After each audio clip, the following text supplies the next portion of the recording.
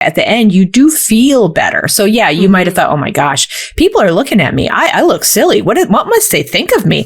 Well, you get through it and then you're like, oh, okay, I don't even notice. Now I'm finished and I do feel lighter, or I've chosen to do something that's really good for my body. Welcome to My Health and Safety, the podcast designed to bridge the gap between your personal and workplace wellness. I'm Tamara Misevich-Healy, a passionate health and safety professional who strives to help create a happier and healthier world. Workplace health and safety is simply a continuation of our personal health and safety, but we often feel powerless at work. You know, where we currently spend over a third of our life. Although it may feel hopeless to integrate the two, I'm here to challenge that it's very much within reach and is absolutely necessary for our long-term well-being. Now, let's learn how to take things from powerless to powerful.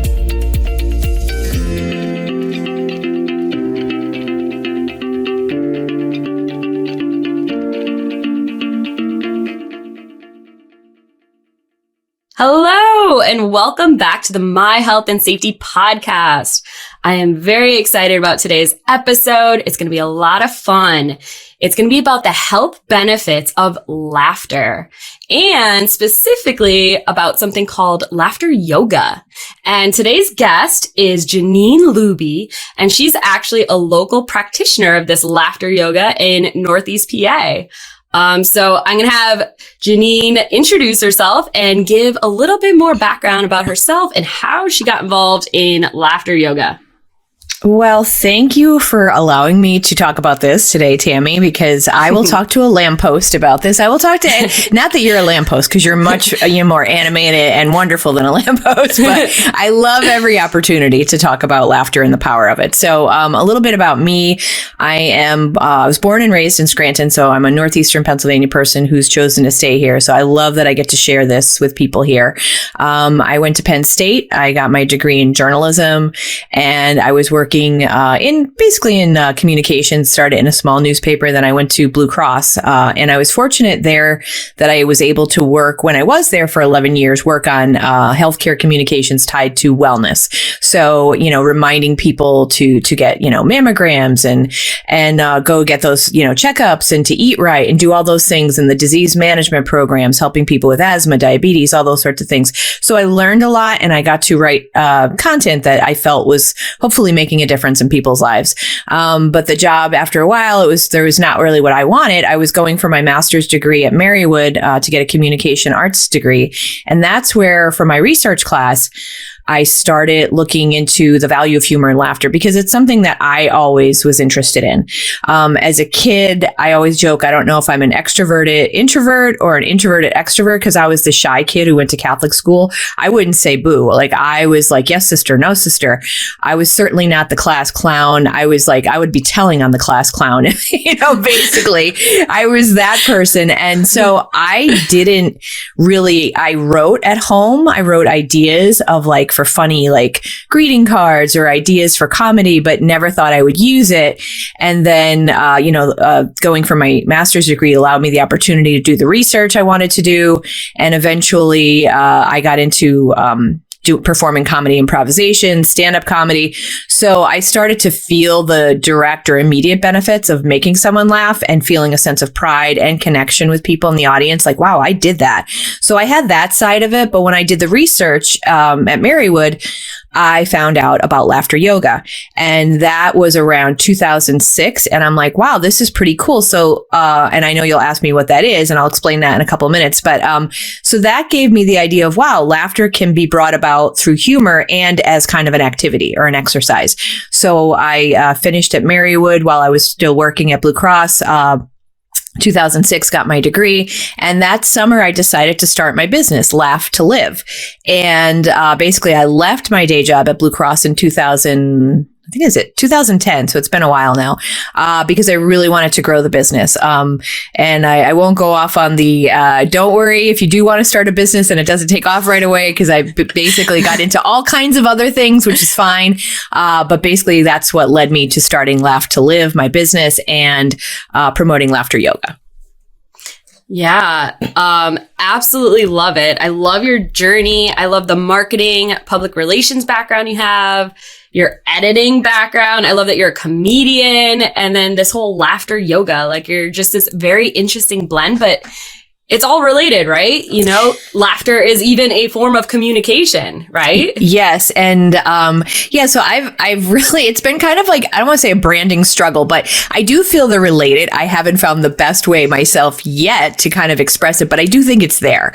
And yes, I do spend actually more of my time these days professionally, with marketing, you know, writing press releases, doing content for social media, strategic planning, things like that. But it does tie together. I do feel that it does, because laughter is a form of communication. It's not, and it's wellness too. I mean, what I loved about my time at Blue Cross is that there were people who, in the department who had to write about benefits and things like what was covered and what drugs were covered and formulary charts and stuff. And I thought, oh gosh, how boring is that? And you know, I did have to look at some kind of boring things like utilization management and, you know, all those statistics for an organization called the NCQA, because healthcare is held to certain standards.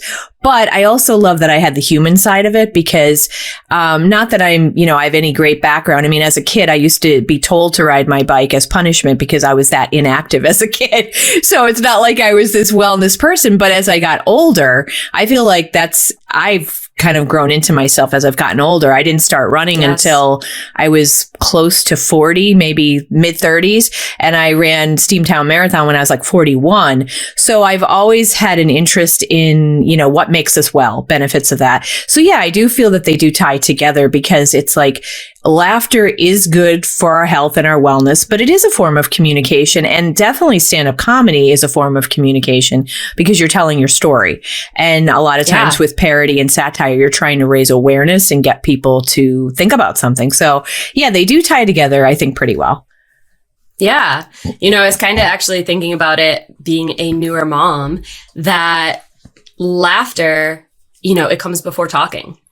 And with your baby, like, you know, they're either smiling, laughing, or crying, you know, and that's it. And that kind of gives you all of the feedback, you know, that you're going to get before they can effectively communicate. So it's almost like the most basic form of communication. Yeah. And I'm glad you said that. It's, there's a great book, pardon me. There's a great book, that I geek out about this. And I don't know, this is going to be for everyone, but if they do want to read about, like, kind of like get behind the laughter, so to speak. And, you know, as you said, it's, you know, that simplest form of communication, and even like in primitive times. But there's a book called The Scientific Investigation of Laughter by Robert Provine, Provine. And it's not a long book, but it was very interesting when I first got into laughter yoga and doing my business. It's great. I mean, it kind of addresses that whole idea of laughter as communication.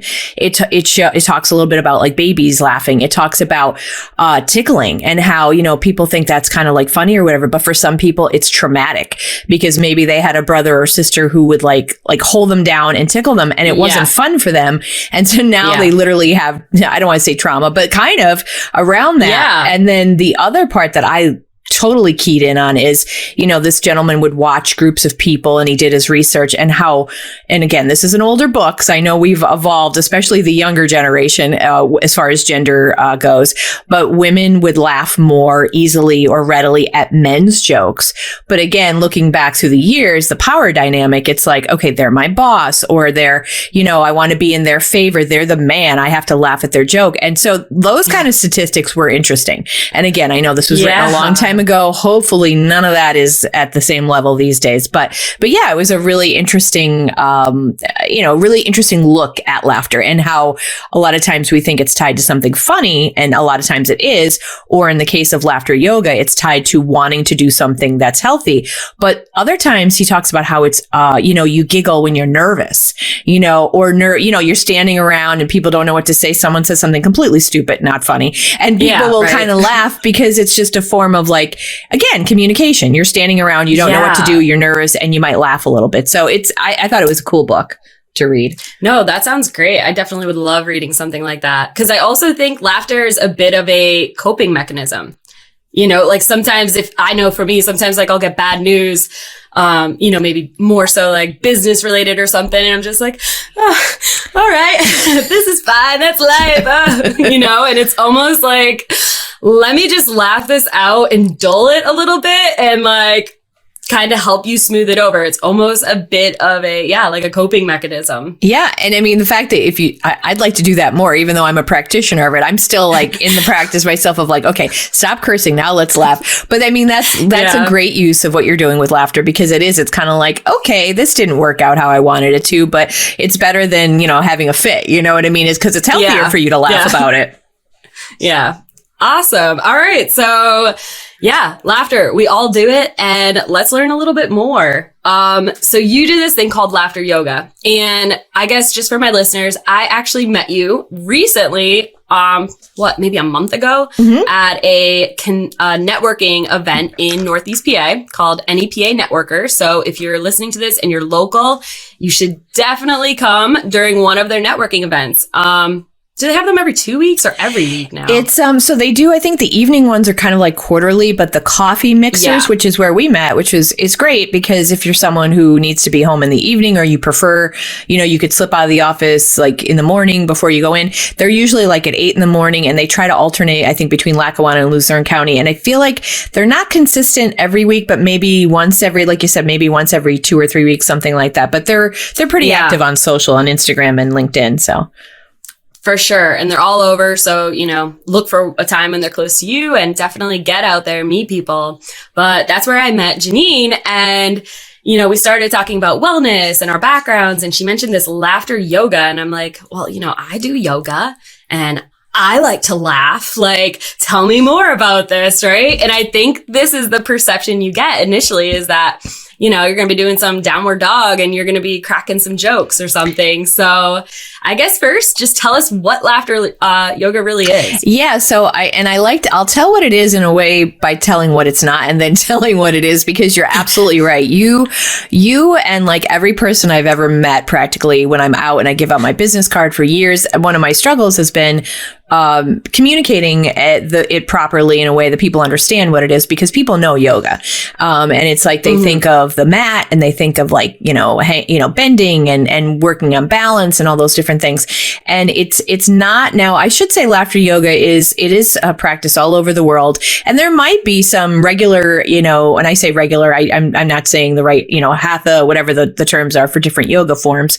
Different practitioners might incorporate it into like parts of their regular yoga class, but to do laughter yoga in the sense that it's the way it's taught and the way that I do it, it has really nothing to do with having to do poses, which in a way I think is a nice selling point, because I've done it with senior citizens. I've done it with people in wheelchairs. So you don't have to be that mobile. You don't need the yoga mat. That's why it's worked well at different conferences and people who are dressed up kind of professionally, because you don't have to get like bendy and twisty and bending down. It's not that. What it is it was started by Dr. Madan Kataria in Mumbai, India. He's a medical doctor who knew the research, the value of laughter. He said, we need to be laughing more, people. And so he went to the parks in India with his wife, who was also they had both taken yoga and they were yoga practitioners. In addition to him being a doctor, they said, we need people to be laughing more. They didn't know how to do it at first. They said his story is, he says he got people together and they were all sharing like jokes. So again, you've got that humor. Some people are going to think it's funny. Some people aren't. And that's a beautiful thing. Now, we shouldn't all be laughing at exactly the same thing. We're not like pods or drones, right? So we have our individual sense of what we like. And then he said, after a while, even if you did think the joke was funny, it got kind of worn out. So he said, how can we laugh? Because that's the end result that we want. So it's kind of like, imagine if you want to go for a walk or a run, you're like, you go do the activity. So he's like, let's laugh. So that's how it got started. And it was literally like, well, let's just pretend. Let's, maybe we don't need that stimulus. We don't need the joke that just happened or the sitcom that we just watched. So we're going to choose to laugh. And, some say, fake laughter, or forced laughter. I don't like the term force, because force is never a good kind of thing. I think of being held up at gunpoint. Yeah. You're not. I have a good word for you. What's that? I have a good, because I have a good word for you, because I was explaining it to my husband because he was asking about it, and I was like, it's intentional laughing. Right? Yes. That's a good way of explaining it. It's like intentional. Yes, intentional. That's a great word. Yeah, and Dr. Kataria will say fake it till you make it, pretend. And those words I'm fine with, but forced I don't like. But yeah, or intentional is a great word, because you're doing the laughter without the stimulus. So you're doing it, and so you don't need to know different poses. You don't need to be in a mat. A lot of times the way it's done, you could be seated, but a lot of times we're standing, and we're really just doing a lot of breathing in and out. We're clapping, we're doing chants. It is kind of playful or a little bit silly. It could feel silly. We're doing like ho ho ha ha. So we're it's pretend laughter. And then when you're together, usually it turns to real genuine laughter, because you're looking at one another, you're in that moment. But the research that I've read says the body doesn't know the difference. Like, your heart or your blood pressure, all the blood flow, the things that do benefit from laughter aren't like, hey, wait a minute, you're pretending, this isn't real. We're not going to give you the benefits. The body doesn't know the difference. So it's okay if you do it and you feel uncomfortable and you're just pretending. It's okay, because the body doesn't know the difference.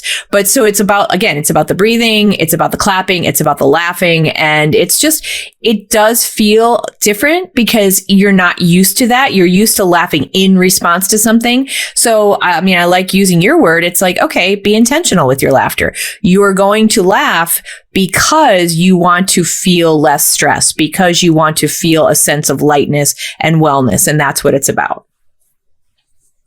I love it. Yeah. And I kind of think it's like, once you start laughing and you see other people laughing, it's just so contagious. Yeah. Right. And have you ever saw someone just absolutely cracking up, and then you can't stop laughing because they're cracking up, it's not even that it was funny. It's just the situation, the energy, and I think that's what it just creates. At first, it's okay, we're going to intentionally do this. We're going to do some fun movement, incorporate in these little exercises, but then it is lighthearted and everybody's laughing at themselves and you're laughing at each other, and it just becomes, this whole mood, this whole thing, and there is movement involved in it. So it is exercise. There's that breathing. So you're getting, that oxygen and, and you're just having a good time. I haven't done a full course. I'll have to say that, I went to one of your events and did some exercises with you, but I actually look forward to, doing a full, class that you have.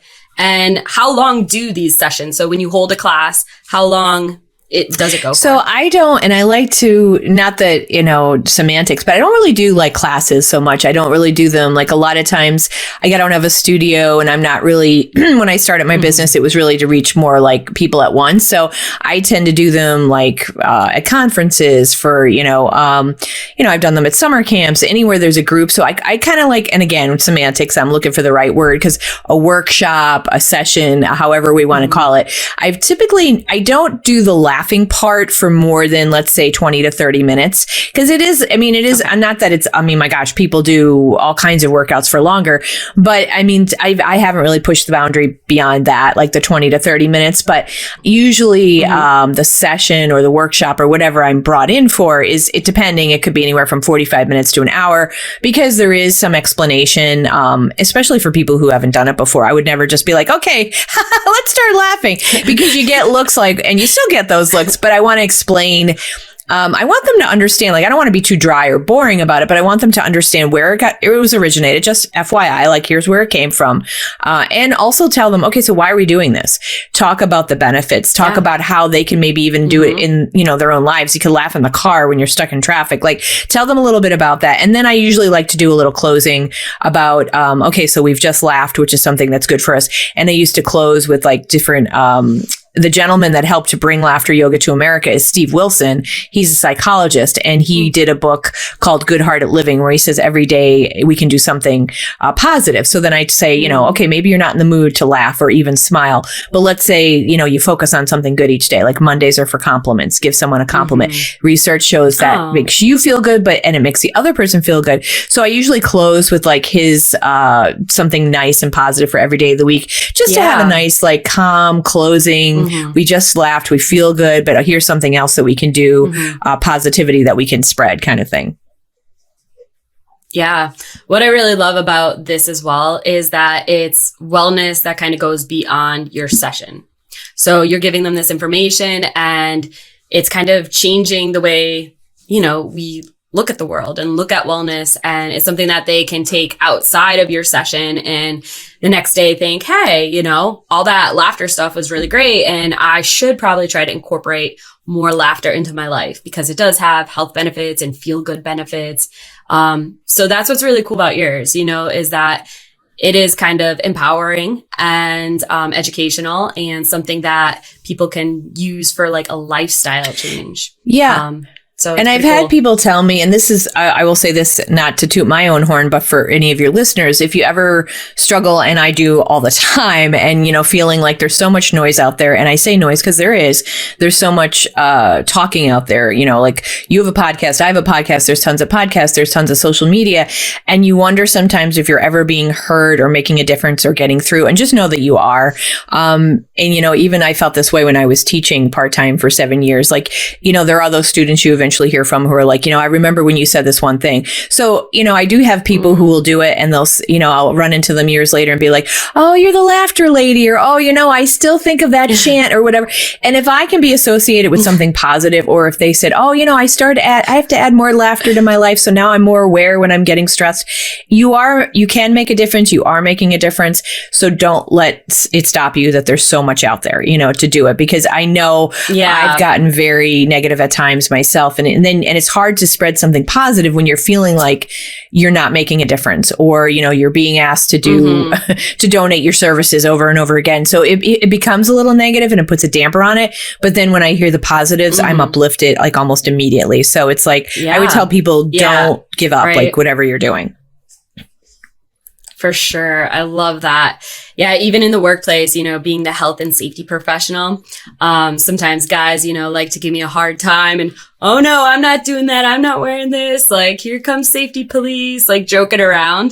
And I had this one guy who like always loved to give me a hard time. And the one day we ran into each other and he's like, I was at home and had to get on my roof and I'm on the top step of the ladder, like still couldn't reach the top of the roof, was about to climb on. He's like, and I thought of you and you were the voice in my head saying, go get the other ladder that extends past the roof. Like, don't risk it. He's like, and I got down and got the other ladder. And that moment was just like so amazing. Cause I'm like, oh, that's what I want. Like, I want to be that little reminder for you.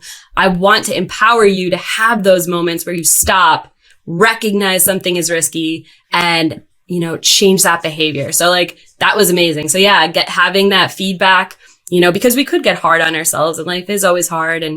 But those moments are so rewarding. They make a difference for sure. I can relate. For sure. Okay. So laughter. I was thinking you could give us a couple like little examples, right? Let's do a couple laughing things. Give people the preview.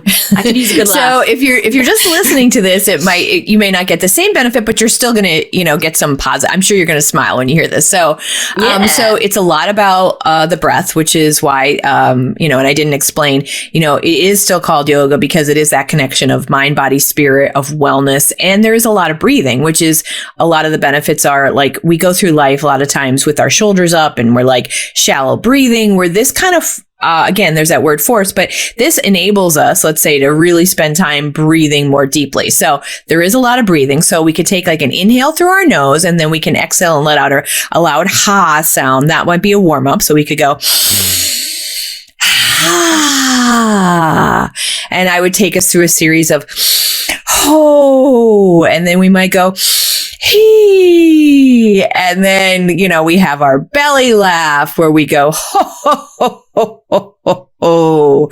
And then I move up to the heart area and go ha, ha, ha, ha, ha, ha, ha. And then raise the eyebrows and we go hee, hee, hee, hee, hee, hee, hee. And those are some of the warm-ups that I do in the beginning, just to kind of, to get us started.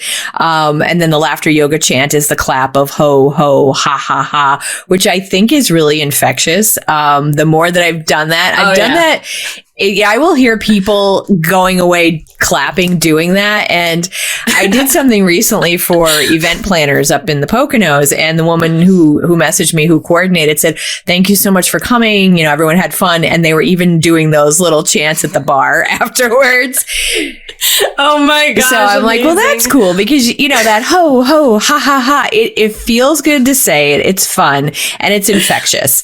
And then when I do like the session and you saw like some of the exercises, you know, when I learned it, they teach us to do like to try to incorporate everyday stuff. So I've got like the washing machine laughter where you're putting it on spin cycle and you're like twisting, you know, like ha, ha, ha, ha, and you're spinning your hips. But we'll sometimes do a theme, like, you know, go to Hawaii. And then, you know, I do aloha, ha, ha, ha. And this is an opportunity for people to kind of like in the circle when we do it in person, go around together and look each other in the eye. And it's that contagious and that connection where you're laughing with one another, never at one another. And I mean, fine if it's not, not mean or negative, you know. I actually had people recently who said they thought laughter yoga was doing yoga while people laughed at you. And I'm like, oh my gosh, that's so horrible. I'm like, really? That's terrible. I'm thinking, not that I was judging their interpretation, but I'm like, oh my God, what a terrible thing that would be. Okay, now try to do the tree pose and we're all going to point and laugh. That's horrible.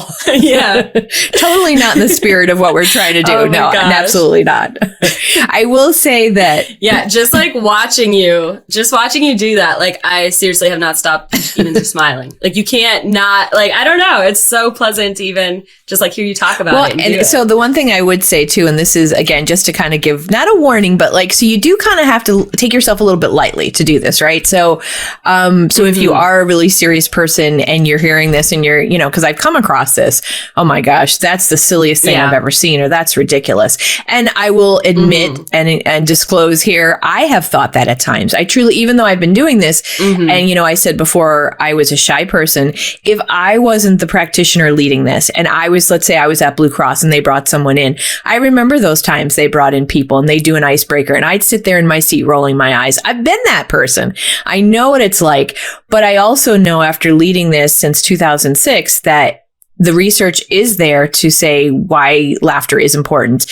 And I do know myself, after leading the session, I see people's faces. They look happy. They look lighter. I know how I feel. So I would say for those folks who are a little bit more, I don't want to use the word uptight, but maybe just too reserved and think it might be not in their best nature or character to look silly or whatever, just choose to do it, just to try it, because the benefits are there. And I mean, if you can do it, even do a couple exercises, because people can't change who they are, you know what I mean? And if they're not hurting anyone, well, hey, do that. But think about if you're helping yourself in the best ways that you can. I mean, this is just one more way. I like to say one more tool in our toolbox of taking care of ourselves. And really it spills over, because if you feel better, then you might, you know, treat someone else with a better attitude or better mood instead of being all like, you know, in a bad mood, because we do pass that along.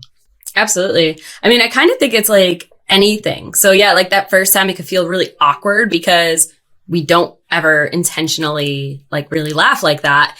And it's very playful, right? And I think it's unfortunate, but as we get older, we really lose a lot of like playfulness. So it is very uncomfortable. It kind of brings us back to that childlike state that as adults we were kind of never expected to be like. So I think it's something that you have to practice almost like anything. Like I remember first trying meditation and I'm sitting there and I'm like, all right, I'm meditating, like in my head, you know, this is me meditating. I'm sitting here, you know, and I'm like, am I doing it right? Like, you know, am I getting the benefits of this? What's going on? You know, and it felt really awkward. Like even just sitting there and I'm like, I got so much to do, my to-do list, what else? And I'm like, that's not right. Like, I'm not supposed to be thinking of these things. And like, you know, change is uncomfortable, especially in the beginning. And it requires effort and practice. And I kind of think of laughter yoga as that. In the beginning, it's going to be really like, this is strange, right? We don't do this. What? And then the more you practice it, the more you learn about it, you kind of get into a different state and groove with it. Yeah. I mean, it's like anything too. It's, change is difficult for a lot of people and being uncomfortable. This is something I kind of, not to go off topic, I worry about these days where it's like, people trying to protect their kids or whatever. There's nothing wrong with feeling uncomfortable. Like we shouldn't abolish this idea, like, because you don't go through life always being comfortable. You just don't.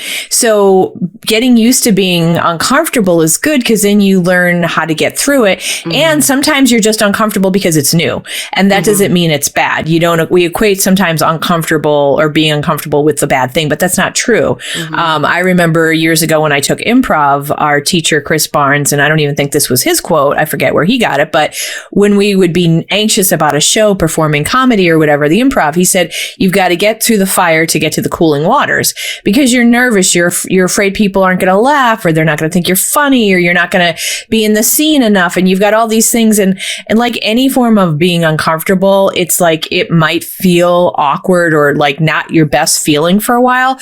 But then just like with laughter yoga, at the end, you do feel better. So yeah, you might have thought, oh my gosh, people are looking at me. I look silly. What must they think of me? Well, you get through it and then you're like, oh, okay, I don't even notice. Now I'm finished and I do feel lighter, or I've chosen to do something that's really good for my body. So. Yeah. Okay. So laughter yoga, uncomfortable, but beneficial, right? Worth trying. So why don't you tell us, like, why should people try this? Why should people go through the uncomfortableness? Why is it worth it, or worth at least giving a shot?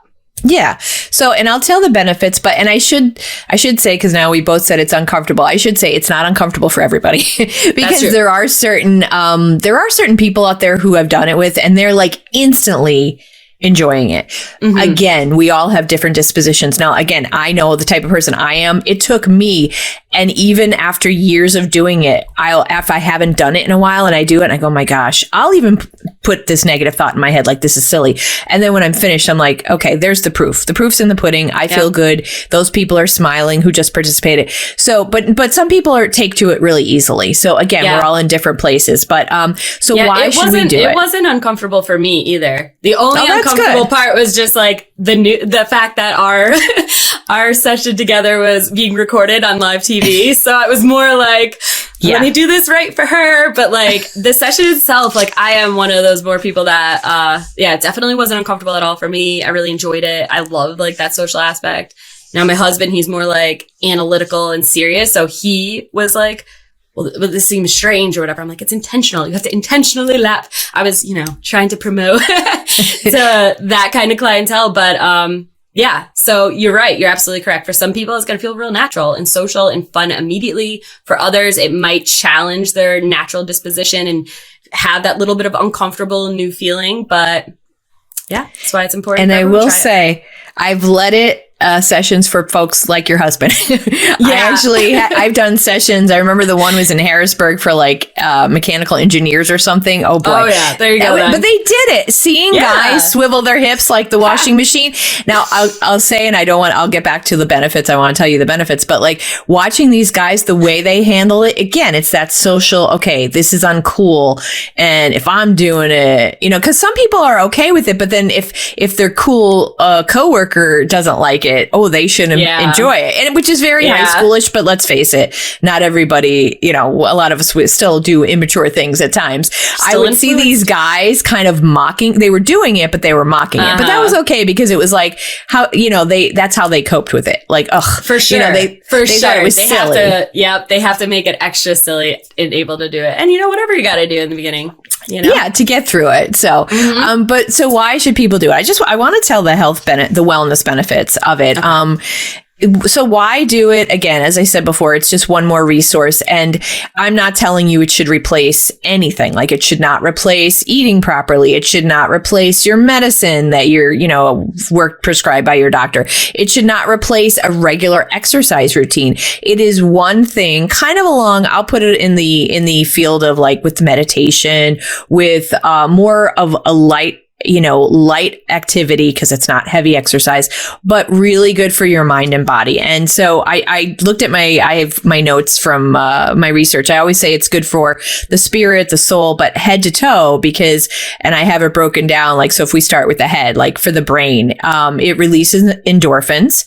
And I always like to mention Norman Cousins. He is the first person that I really read about.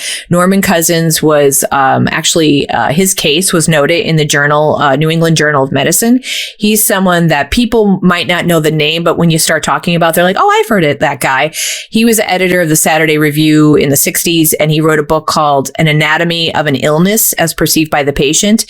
He was someone who had a connective tissue disorder. It was very painful. He was told that his outlook wasn't good, and he was the type of person who said, I have the illness. What if I have a positive attitude as the carrier of this illness? Won't that make a difference? And so his story was chronicled because he was the one who would watch Candid Camera, Marx Brothers movies, and he'd laugh. And so they found from him, and they wrote about his story, that with 15 minutes of what they call mirthful or really heavy belly laughter, like you're really laughing, he was able to get a couple hours of pain-free sleep because of the endorphins that laughter releases. So that was like one of the first cases where the medical community was like, we can't ignore this. Like, what happened?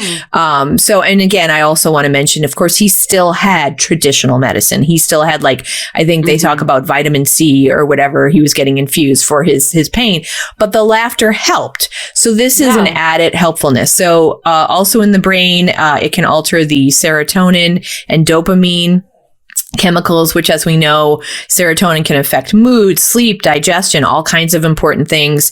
Dopamine, like that reward or pleasure zone. So it makes us feel good. The heart, if we move down to the heart, Dr. Michael Miller in the University of Maryland School of Medicine has written, he's done extensive research about not just laughter, but he has also addressed humor, saying that people with a good sense of humor are less likely to have a heart attack. He talks about laughter being good for blood flow, so it helps us with our having a healthier blood pressure. There is a Japanese study that was done that says that after a meal, when people watched like a comedy or something and they laughed, it actually helped to lower their blood glucose, their blood sugar level. So that was a healthy thing. And then Dr. Lee Burke is someone that I like to mention because he is like committed to this. He's at Loma Linda University in California, and he has done tons of research. A lot of what he's talked about is the value of helping our immune system. He says that it's increased certain cells that help our immune system. And then, of course, there's the research done about how it helps to lower cortisol. And of course, cortisol is a hormone in the body, which it does have a purpose, but if it gets too high, that's the stress hormone. And that's where we get into issues. So if we can laugh, we can help to lower that cortisol level so that we can be at healthier or reduced stress levels. So those are just some of the benefits. It does actually, minimally burn calories. I used to joke when I'd go out and they say that 50 calories are burned with 15 minutes of laughter. So I'd be like, go ahead, have that one Hershey Kiss. You're going to laugh it off. Yeah. But if you have that big slice of chocolate cake, you might have to go for a walk later as well. Yeah, but you also include movement into your sessions too. So you probably are burning a little bit even more. A little bit more. Yeah, right? A little bit more. So, but yeah, no, I love all of that. And I love how you stress that, it's another tool, because a lot of wellness things, they really are layered, and I always tell people, no matter what it is, if there's like a silver bullet offering, definitely look into it more, because nothing is like that. It is these layers, these small habits, these small tools that we use all the time that add up and make the difference, but chronic stress, especially I feel like right now, I feel like everybody I talk to is, still stressed from just everything in the world. And I think we could all use more laughter. I know, like, I definitely can. And I think, like, it's interesting too, because there's different types of laughter. Like, we previously kind of mentioned, there's like that social laughter of, like kind of smoothing things over, or like the coping laugh, like to kind of dull things. But there is that laugh that is like a really, really good, like deep, true laugh. And it's really funny because this was before I even met you. This was like, I don't know, maybe 6 months ago or something. And I had been really busy with the business and just mommying and running around for so long. And I was in the office and I don't know, I thought of this memory and I just started like laughing, really this amazing laugh. And then I started like crying and I'm like, what? And I had to like assess like what's going on. And it was because I had not had one of those really good, deep laughs in so long. And I was like, wow, it was almost like a deja vu of like when time wasn't so like hectic. And at that moment, I was like, I need to start incorporating more like me time, fun time, because literally every second of my day was like running around or doing something for somebody else. And it was like that moment that a realization, like I hadn't even laughed like this. And I don't know, maybe over a year, like honestly, like a true good, like 5-minute natural laugh. And I was like, that is insanely sad. And then it just really got me thinking like, why is that? And like, we never laugh in like much in the workplace. And like, I don't know, you just get to this point in your life that gets so busy and so serious. Yeah. But when you're young, like you laugh all the time and kids laugh all the time. And then there's just this part of adulthood that like gets very like stressful. Yeah. And then when I met you, I'm like, wow, that's such a nice like little way to try to maybe start getting back or start ensuring you add laughter into your day. Because we do need it, we do need that. So yeah, I think this is absolutely great. I think I am 100% like believe that there are so many benefits to laughter. And that it is just like another layer that we could add to our wellness, and it's important to incorporate. And, and the data as far as stress, it changes. But I know, when I used to go out to different corporations, I would do a little research and there's, again, depending on which one you read, no matter what the number is, I've read as much as over $300 billion a year are lost. That much money is lost by American companies each year due to stress. And again, that number has probably changed. And the bottom line is whether it's 300 billion or 600, it doesn't matter. It's a lot of money is lost due to stress because it leads to your employees' health not being as good, maybe heart attacks. And this is job stress I'm talking about. Absenteeism. So they're not there. Or, and this is where I think of you because it talks about poor performance. Now imagine if they're not doing something and then suddenly it's a safety issue, right? So, and again, not saying, oh, well, laughter will cure it. No, laughter is just one more thing that you can choose to have your employees do along with, if you do have classes or a gym at your place, Zumba class, or you give them, money to use at a local gym or whatever. This is just one more thing that like can help reduce stress, help keep people happier. And I mean, even though, I mentioned those benefits, but like there's also the anecdotal stories, right? So it's like feeling good. Well, your mood is going to be better if you associate that with, hey, my employer paid for this or wants me to laugh and feel better. It boosts creativity when you're in a good mood like that, and that blood is flowing and you're breathing in and out. You're thinking better and you're thinking creatively. I know for me, like not just the laughter, but like when I go for a run, I instantly, it's kind of like a meditative thing, whether it's the laughter, whether it's exercise. When you're in a meditative place, you kind of like let things flow more easily. I know that works for me because I'm a dweller and an overthinker. So when you're in that meditative flow, these ideas pop up and you're like, ooh, that's a good one. And you also like your problems might be there. I know I find this, but I don't hold on to them because they're like, I'm like, oh, that argument I had. Yeah. But then it flows out and then something else flows in. So, these are just really good choices that I think people can make on their own. And if their employers can offer them, it's great too. Yeah. So I kind of want to transition into that a little bit. Most workplaces I've ever worked at, I mean, especially, I guess, being even health and safety, like it's a pretty serious topic, a pretty serious job. So there isn't always that much playfulness or fun incorporated in it. And, I guess I wanted to ask you, do you think that, companies should be considering stuff like, are our employees laughing? Are they having a little bit of fun and connecting in that way? Because laughter really does connect us. Like if if you have a good time with your coworkers, that just makes when you're at work that much better, right? Because you have stuff to talk about, you kind of relate, you have something to build a relation from. And like laughing really, I feel like helps that connection. So I would like to get your opinion, like if you had to sell laughter to a workplace, do you think there's a place for it in the workplace? And I guess like what would you recommend for them if they wanted to try to incorporate more of a playful, fun atmosphere?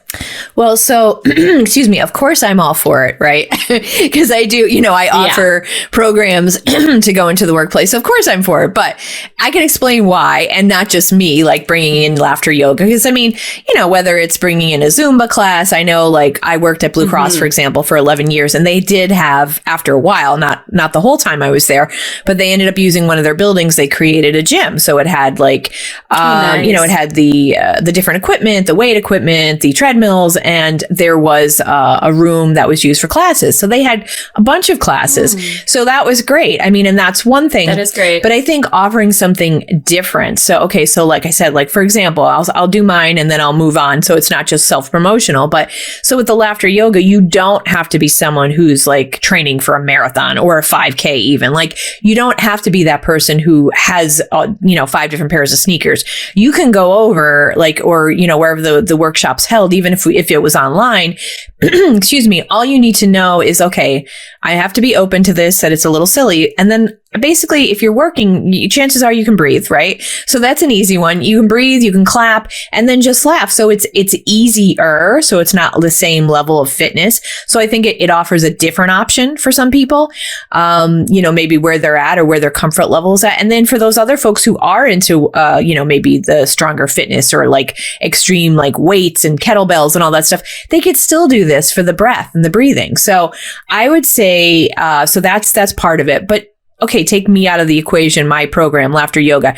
I do believe that laughter can be in the workplace. And I think I would read articles years ago where they're like different things that you could do that are more quote unquote playful, because there's also research and the Washington Post article and New York Times articles, many articles about the value and benefit of play for adults, because we do lose that sense. We get so serious. And I think employers, unfortunately, are afraid. Okay, why would I want my employees playing? Why would I want them laughing? And because they don't take a step back and go, okay, first of all, the research is there, read it. And second of all, trust your employees, right? It's not like if you allow them, if you do a workshop or you have a room where you allow them to go and just maybe de-stress and watch a movie or something, that they're going to do that all day. Like, I think there's a fear that I can't trust my employees. They'll be laughing all day. They won't do their job well. They'll just be, silly. Well, trust that they're adults and know that the benefits, if you allow them the 30 minutes or an hour or whatever, or even like 15 minutes in the morning, 15 minutes in the afternoon to utilize something that stimulates laughter. If you know the research and you're open-minded, you're like, oh, they're coming back to their desk feeling better. Wow, isn't that better for customer service? Isn't that better for a meeting where they have to share ideas? So I would say for them to look into the research. But in addition to things like laughter yoga and exercise, I've read articles like having games, like having a room where it's like they could play Jenga for 15 minutes, have like different contests that are lighthearted or humorous, like silly hat day, or bring in a photo of yourself when you were a baby and have like, now I say bulletin board, and I know everything's digital these days. So of course it would have to be a digital billboard, right? It'd have to be on the company intranet, but it could still be done. Now, when it comes to humor, I will address this and say, like, I've read things like have a humor library where you have books and, jokes that they can share. Well, instantly nowadays, I'm sure that becomes like, whoa, humor? We've got to watch, because everything becomes offensive. I would say you can probably avoid that if you have like dad jokes, as the quote unquote dad joke, jokes that are like pretty neutral, although I do understand the age we're in now. And again, I don't want to get political or go off topic, but like there are people probably who could find literally anything offensive. Like, that joke you told was about a llama. I happen to like llamas, sir. So it's like you could take anything. So I would say I don't have an answer for that, because I think that's a tricky, slippery slope. But there are things that are playful that can lead to laughter. Like I said, the games, the board games, having fun contests, like silly tie day, or, sharing memories, where it's a workshop where it's like, share funny stories, like anything that would generate that sense of lightness and lightheartedness, whether it is sharing photos or ideas or stories, or letting them play board games or trivia contests, anything that promotes lightheartedness. Know that if you have it a little bit structured, if you're concerned about the workday, and then know that it does bond people together and it does help them. I mean, the research is out there for play, for laughter, for de-stressing, and those are good things. Obviously, that's what you want for your employees. For sure, because, the better we feel, the better we work. Absolutely. And you said before about the connection. I think that's so important too, because so much happens with different personality types, where it's like, okay, outside the office, I don't mind seeing her occasionally at a happy hour, but oh boy, is she tough to work with, or oh boy, is he tough to work with. If you're having those internal personality struggles, or even with the boss, like if a boss can show that they can laugh, it's like, hey, look at me. I'm human, and I'm not just pushing you for results all the time. We're working together. We're in this together. Not to be corny about being on a team, but if you connect, that I think can be so important. Absolutely. And I think the more you connect with someone, and the more you see the human side of them, I also feel like you give more grace, so if someone's having a bad day and they're really on everyone or something, if you know them and you've bonded with them, you give more leeway, and you're like, okay, they're having a bad day.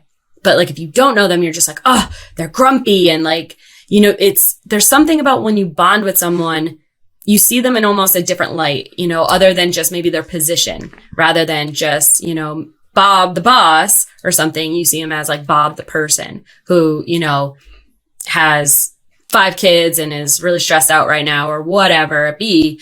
So I just think there's so much power to knowing people, to bonding, to laughing together.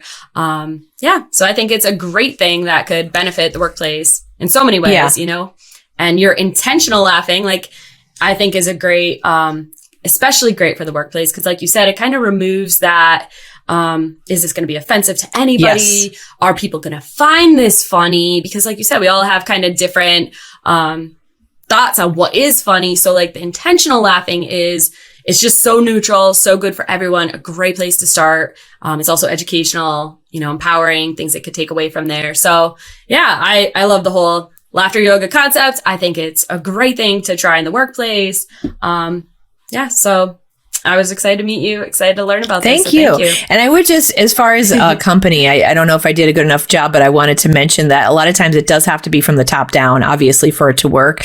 The one, I haven't done research, I'll admit, lately, but when I was first getting into this, one of the companies that was always touted was Southwest Airlines, because their CEO, he'd have pictures where he was wearing a feather boa, he was having fun.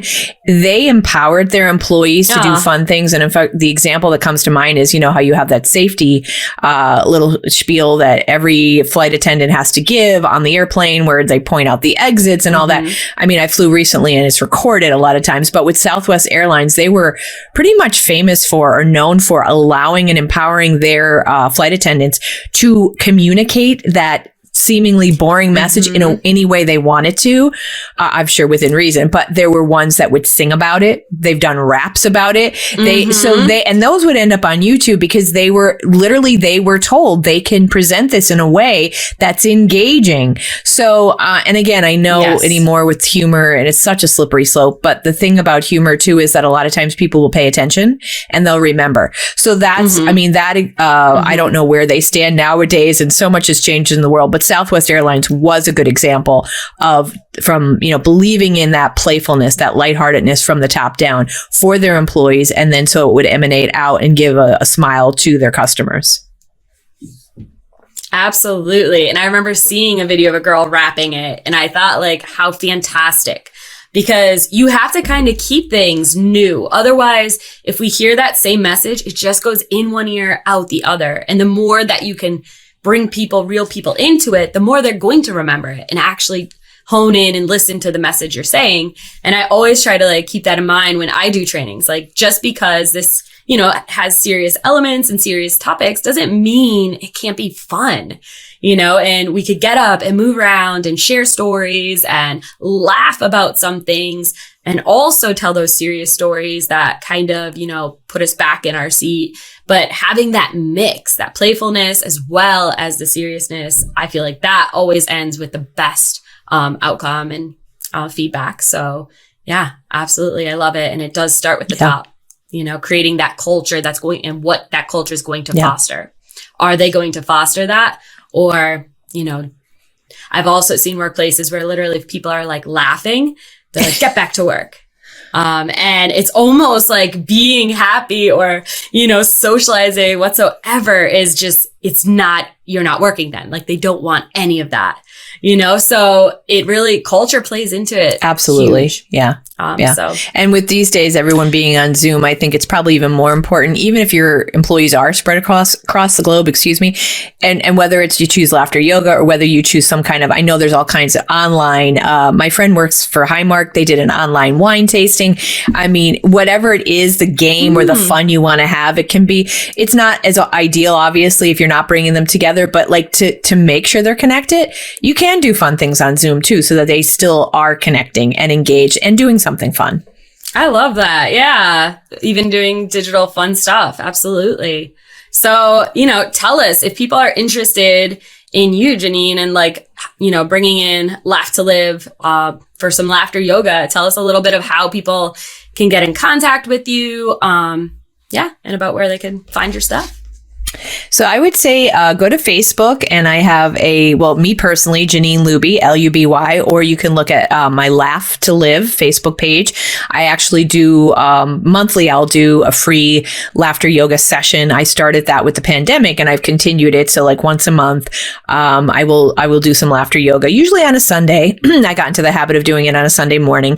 So they can check me out at Laugh to Live Facebook, or laughtolive.net, NET is my website. There's, a contact form there. They can send me something. Or of course, I'm on LinkedIn, Jeannine Luby, Luby. So, feel free to, I'm also on YouTube, but I mean, I actually have 2 different YouTube, or maybe even 3 different YouTube channels. So pardon my mess of videos, but if you put in my name, you'll find some stuff, whether it's stand-up comedy or some laughter yoga as well. That's awesome. And then you also have a podcast, right? I do, Uncorked with Funny Wine Girl, which Tammy was on.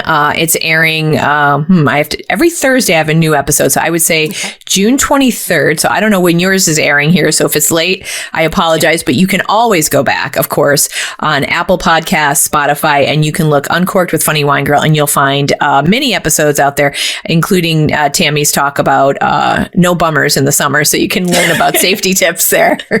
That's right. Awesome. Okay. So anything else before we move on to your guest questions? Any other things you want to mention? No, you also have books. Do you want to mention your books? No, I don't really want to. Okay. No, it's funny. I self-publish them and I've got a couple left, but I'm probably not doing more. So that's fine. I would just say maybe funnywinegirl.com is another one of my personas, I guess you could say. I do stand-up comedy, usually wineries and different businesses I partner with. Like in August, I'll be partnering with the Vintage Kitchen in Scranton. They do cooking classes. So I always I'm open to different cool partnerships wherever you want to do like a ladies' night. So funnywinegirl.com is another place they can check me out. Awesome. All right. Well, then let's move on to the guest questions. Okay. So number 1, related to today's discussion, if you had to simplify everything you know professionally and personally into one recommendation or piece of advice, what would it be? Oh boy. I know you gave me this question ahead of time and I was like, oh boy, I don't know. I'll come up with something brilliant on the spot because that's what I do. Right? Yeah. So of course I didn't think of one. I truly would just say, don't overthink and do like, whether it's the laughter yoga, like obviously laughter is what I'm promoting. I would say, just be open to things and try them. Even if they do make you feel uncomfortable, just, I hate to do cliche like Nike, just do it. But I know I'm an overthinker, and whether it's exercising or even, doing the laughter yoga, letting thoughts in my head take over kind of quiet the naysayer in you if you have it, and choose the positive, embrace it. I love it. All right. 2, what are 2 pieces of content you recommend to everyone and or anyone related to health, safety, wellness in the broadest of sense? So this could be mental health, spiritual health, financial health, and in any medium such as podcast, YouTube, book, or media or movie. So any 2 pieces of content that you really promote. Okay. Well, I did look at this before, and I actually, I did put it in the context of what I do. But laughteryoga.org, you can learn about Dr. Kataria, who started Laughter Yoga. And I already mentioned Norman Cousins, The Anatomy of Illness as Perceived by a Patient. I would mention a podcast called The Happiness Lab, and it's Dr. Lori Santos, who is a professor at Yale. I took her online course through, I think it was Coursera, Science of Well-Being. So her course, there was kind of like a big to do about this. So many young people signed up for it at Yale. So she also has this podcast where this isn't just laughter. This is wellness. It talks about the science of well-being. So a lot of it talks about, the research behind gratitude, behind, what happens when people get burnt out, all different things that we're all dealing with in this busy world that we live in. So I would recommend the Happiness Lab podcast. Awesome. And I have listened to a couple episodes of it. Really good stuff. All right. 3, what is one of your favorite quotes and why? Okay, I did look at this one too at a time. Again, though, I put everything in terms of laughter, so you'll have to forgive me because there are great quotes out there by Van Gogh. He's my favorite artist, and I love a lot of the quotes that are attributed to him, but I will not botch them by doing them from memory. So I will mention the ones that I like, which Milton Berle said, laughter is an instant vacation. And I love that because it's that idea of what laughter is meant to do, whether if you're having a really stressful moment or day or whatever, it doesn't erase that, but it does let you put a pause on it and go, okay, I'm going to escape this for just a moment and allow myself to feel better, which is what vacation is. And then I would mention one other. So if you think you're having a bad day and you think, oh, what is there to laugh about? Dr. Viktor Frankl is a person who wrote a book called Man's Search for Meaning. He was a psychologist who was in a concentration camp, and he did make it out. Obviously, he wrote this book, but it is amazing to me what he went through and the fact that he wrote in his book that humor was another of the soul's weapons in the fight for self-preservation. So imagine you're having a bad day and think of this man who is in a concentration camp who actually found a way to use humor to preserve himself and his soul. So, wow. Yeah, definitely powerful. I'll have to check that out too. The last one, 4, completely outside of your line of work, what are 3 things you really enjoy doing for yourself? Okay, so if laughter is my line of work, I still like to laugh. So I guess it's kind of fun work, right? But what do I like to do for myself? I don't like, it's funny because I'll say run when people ask me, although I don't quote unquote like running. I like the results of running. So I have done, I've run in 2 marathons and I've done a bunch of halves and 5Ks. And so I've slowed down recently, but that is time for me. It's hard getting, as I said before, that cliche of just do it. It is true because I'll lay in bed and go, well, where should I run today? Oh, and how many, what should I do? It's like, just have the sneakers ready, get up and go, because I do like it. It actually is a great way for me to generate material for my comedy when I'm running. Ideas pop into my head. And then of course I feel better. So I do that. I do love to support local art and different events in Scranton, like First Friday. I enjoy that. And as kind of boring as it is, I love sitting on my back deck and looking at the birds at the bird feeder and then chasing the squirrels off of it. So my blood pressure is lowered by the cardinals and it increases, like this morning when I chased them off. And anyone who knows me knows that squirrels have been my nemesis since I've been like a teenager. For some reason, it's just, I believe the universe put them in my view so that I would learn to relax, because years ago, a little crazy story I'll share, and I don't know what this is going to make me look like, but I used to bang on the window to get them off the bird feeder. And the one day I did it and the glass, this is right up your alley, it's safety. The glass smashed. Oh, no. So I'm cleaning up the glass and I look out and the ninja squirrel is laughing at me, swinging on the bird feeder like, yeah, what's up? And I was like, okay, never again. So I kind of got away from the habit of banging on the window, although I still chase them now with a broom. But anyway, I believe they were put here in the universe to kind of teach me about myself and to calm down. That is hilarious. But yeah, so I like watching the birds. That's joyful for me when they're not being, ousted by a squirrel. Yeah, we actually got like really into that during the pandemic. I think a lot of people did too. We actually like got more bird feeders and we call it our animal sanctuary. Where we'll put like some corn and stuff out for the squirrels and different things. And so now I know like all the calls of different birds and I'm like, wow, I feel like a Disney princess or something, because you go out there with the food and the birds are coming flying down and the squirrels and the chipmunks and I'm like, oh. But yeah, so it has been great. But do you have one of those the cones on the bird feeder so the squirrels can't run up it? So I could talk on this for a whole podcast episode because the idea of squirrel-proof is a myth. Let me tell anyone who's listening, it is a myth. I have watched YouTube videos. I have tried the Slinky. The Slinky just gives them stairs. They're like Fred Astaire going up these stairs. Gosh.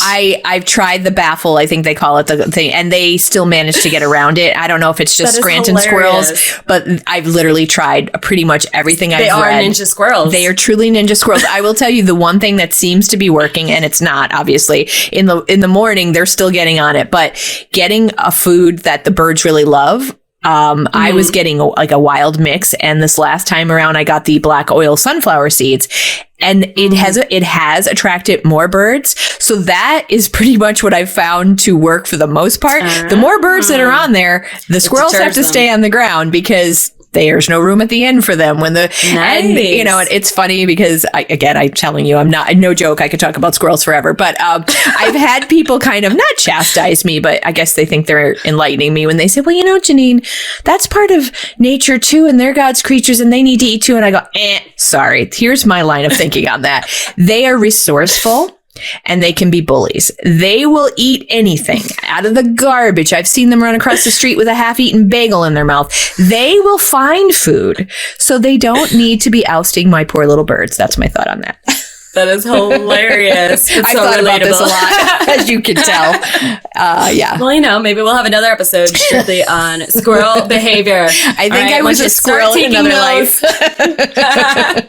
Right? Or picked on by a squirrel. That's exactly right? Whatever creature they go after, I was that creature. You were that creature.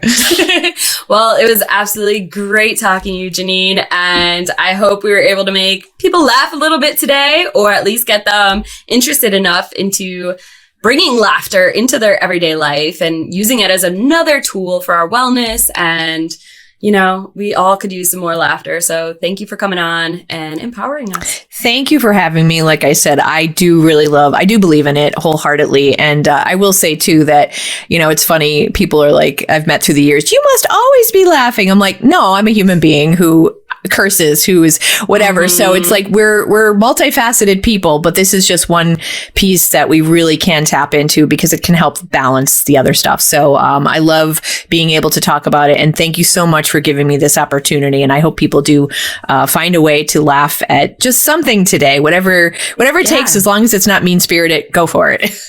That's right. Watch your comedies. There's a reason why we turn to our sitcoms or comedy movie, because it makes you feel good. Yeah. I know when I'm feeling really down, like I'll put on my favorite, comedy or show and just laugh, whether it be The Office or Parks or Rec or, whatever. Even if you've seen it a bunch of times, I like it even better because I know it's going to make me laugh. Yes. And there's even research about that. I don't want to keep going, but there's even research about the anticipation of a punchline. So when it's coming, nice. That makes you feel good. That's like, I will watch Seinfeld over and over, The Office over and over. Yeah. Yep. Yeah. So awesome. Get out there and laugh today, people. And until next time, see ya. Thank you so much for joining us on this episode. All show notes and guest bios can be found on our website at MiEHSsafety.com. That's MiHealthAndSafety.com. If you enjoyed our content, make sure to like, share, and subscribe to our channel. Finally, here's a sneak peek on what's to come next week. See y'all then.